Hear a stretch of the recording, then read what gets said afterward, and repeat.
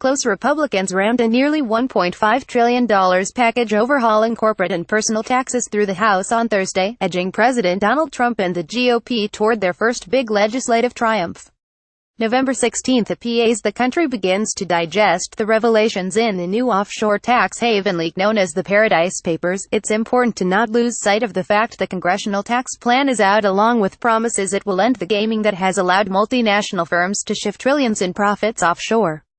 Supposedly, the plan is to bring past profits and jobs back to the U.S. and prevent the offshoring in the future. A closer look at the text of the bill suggests the reality does not match the rhetoric. Let's start with the past profits. U.S. companies have approximately $2.6 trillion booked offshore on which they owe $752 billion in unpaid taxes. The House bill offers these companies a one-time deal to tax those profits at discounted rates of 12% for profits held in cash and 5% for other types of invested profits. That's well below the current 35% rate, the rate in place at the time they earned the profits. In fact, that is a tax break of more than $500 billion on what they owe. There is no economic case for discounted tax rates on profits already earned. In theory, lowering tax rates will incentivize future behavior. In this instance, the money is already earned. There is no loss of jobs or investment incentives by requiring companies to pay what they already owe before moving to a new system. Drilling down further, findings from a 2011 U.S. Senate investigation indicate there will be less benefit than advertised from the return of the profits to the U.S. The Permanent Subcommittee on Investigations found that half the money booked offshore was simply routed through tax havens but reinvested in U.S. stocks, bonds, and real estate. We would be bringing much of the money back from Manhattan. History also provides a caution about the benefits of repatriating these profits. The last time we gave companies a break on profits booked offshore was in 2004. The companies that took advantage of the break used the money for executive bonuses and dividends.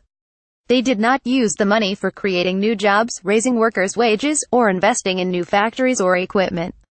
The top 15 companies to take advantage of the so-called tax holiday laid off 20,000 workers in the 2 years following the tax break. There is no reason to believe this time will be different. The public benefit of a repatriation effort is derived from the revenue generated by the amounts companies pay toward what they owe in deferred taxes. That money could be used for rebuilding the nation's infrastructure or meeting other public needs. A tax holiday that forgives hundreds of billions in corporate taxes undermines the public benefit and rewards the companies that dodge taxes for all those prior years. Indeed, J.P. Morgan analysts are recently reported as saying that we expect little economic effect from firms repatriating funds to the U.S. going forward. Gimmicks in the tax bill will give new incentives to move jobs offshore. One provision aimed at closing the offshore loopholes was recently gutted and other provisions leave several loopholes in place for favored special interests. Currently, U.S. companies and individuals owe taxes on earnings wherever they are made, in Des Moines or Dublin. The new bill changes that long-standing parity so companies will only owe taxes on profits they book in the U.S. or, in extraordinary circumstances, pay a lower tax on profits of offshore subsidiaries. It is safe to say many offshore profits will go untaxed. Under the original version of the bill, companies that moved some U.S. profits to offshore subsidiaries would have paid some taxes on those profits. That was good. But a recent amendment to the tax bill allows for deductions and other accounting games that nullify any benefit.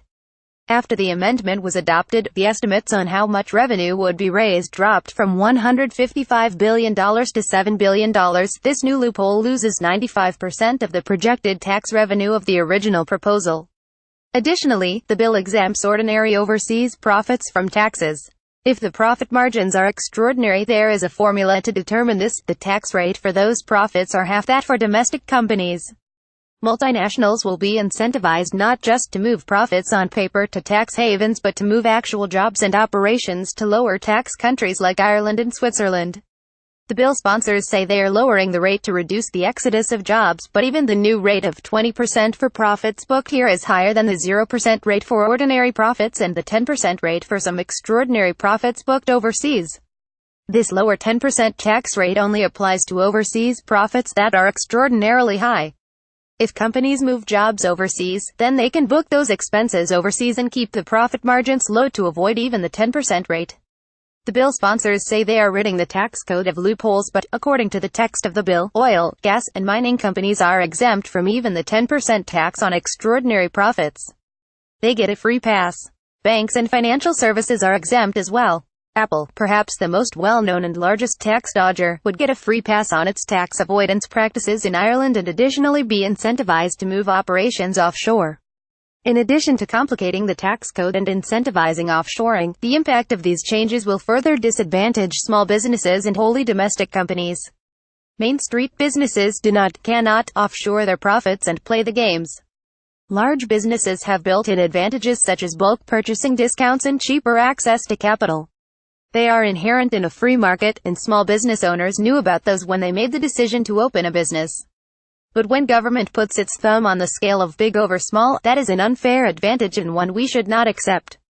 All of this raises some basic questions. Why are we favoring foreign profits over domestic profits, and why are we incentivizing companies to move operations offshore? The reality of the House tax bill does match the rhetoric used in selling it. We should reject this bill and work to close the offshore loopholes, stop the gaming, and ensure a fair and level playing field. Gary Coleman, writing for American Forum, is executive director at Nonpartisan, the FACT coalition of more than 100 state, national, and international organizations working toward a fair tax system.